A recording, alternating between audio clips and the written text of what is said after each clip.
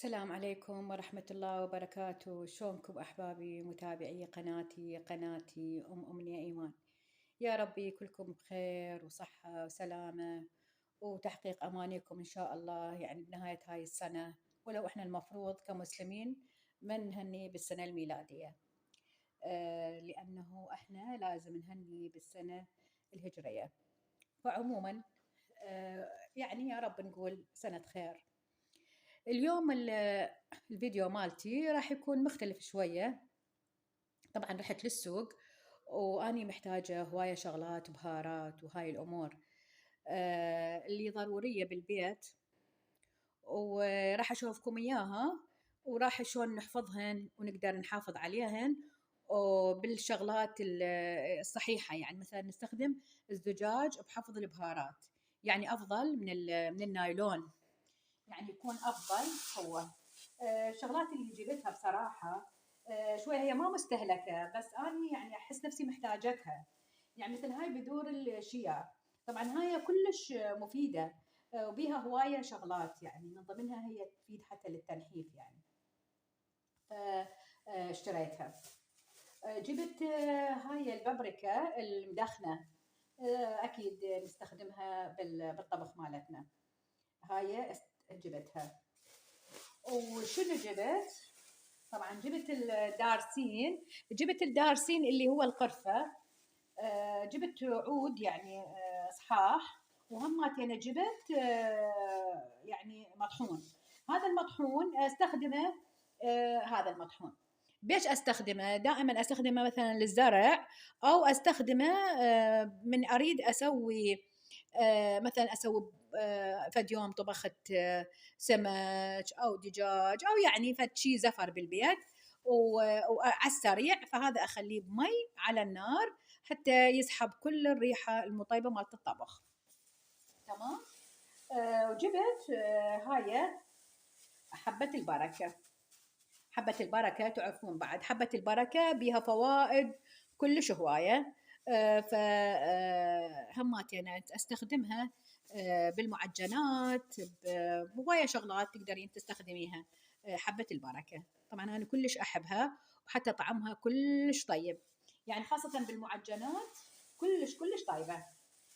جبت اللي هو شاي كجرات، او ما اعرف يسموه كركديه، بعض الدول تسميه الكركديه واحنا نسميه بالعراق شاي كجرات.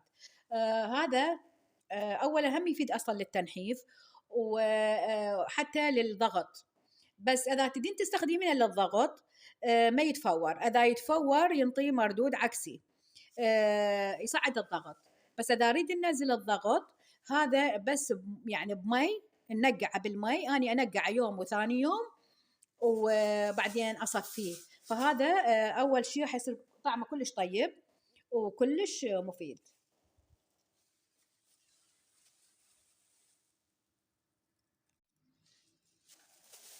هسه هاي كركديه.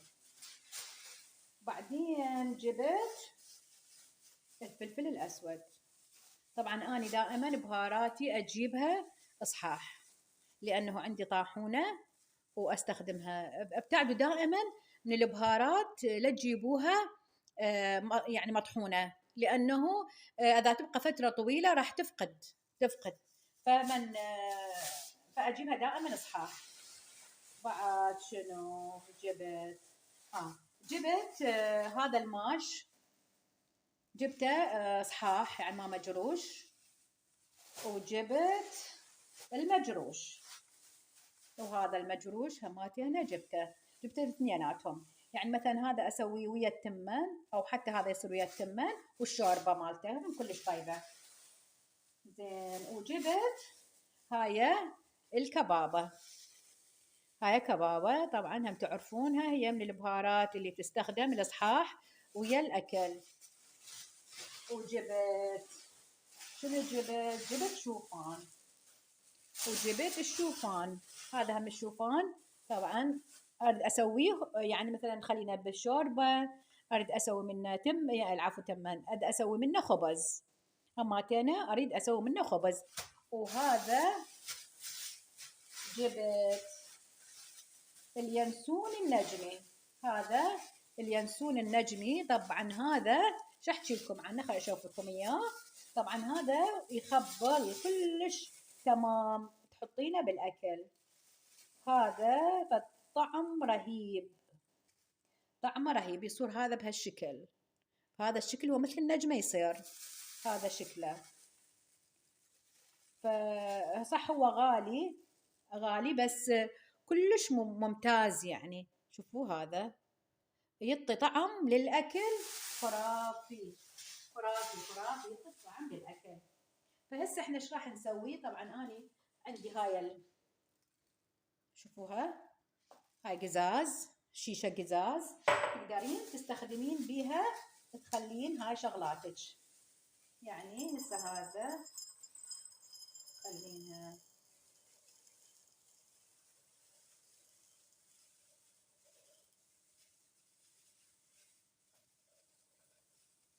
بهذا الشكل.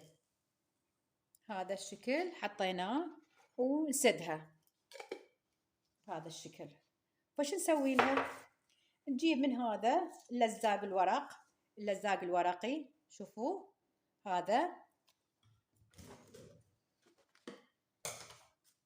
ونلزقها بهذا الشكل على العلبة، على العلبة بهذا الشكل. وتكتبين، نكتب عليها سعرها أو سعرها. شنو أنا إيش عندي السعر؟ لا يعني مو سعر، وإنما تكتبين عليها، لأنه مو أنت مثلا أحد يجيك فد يوم لا سامح الله مريضة، يعني تجيك أختك هذه يساعدك بالبيت، فحتى يعرف هاي شغلاتك تكتبين عليها فلفل أسود بهذا الشكل، تكتبين عليها فلفل أسود. خلاص سويناها هاي فلفل أسود حتى نعرف هاي فلفل أسود. سنجيب هاي، أنا حتى يا بنتي نوبات شغلات ما تعرف لها، فبالمكتوب عليها راح تعرف لها، يعني يا بنتي بعدها صغيرة يعني مو تعرف الشغلات، بس من تلقيها مكتوب عليها تمام، مكتوب عليها الحاجة. هسه هاي ايش نكتب عليها؟ نكتب عليها كبابة، هاي الكبابة بهذا الشكل. فشغلة تصير مرتبة وحلوة، تحطيها بكاونترج فتشي مرتب وما تغلبين بيها. تمام حبايبي؟ فشغل كلش حلو. هاي نكتب كبابة. هسه شفتي شلون شكلها حلو ومرتب. هسه نجيب هذا اليانسون النجمي، طبعا ريحته تخبش يعني يجنن، العطر مالته يخبل. فانصح الكل، انصح الكل يجيب من عنده بصراحة، ومتوفر صح يعني، ومتدورينه مو بكل مكان تلقينه، بس هو موجود. يعني شوية تعبي روحك راح تلقين من عنده موجود. أنا بصراحة جبته من بغداد، بس هو موجود يعني متوفر. كلش ريحته طيبة ويعطي طعم رهيب للأكل، كلش ريحته تخبل.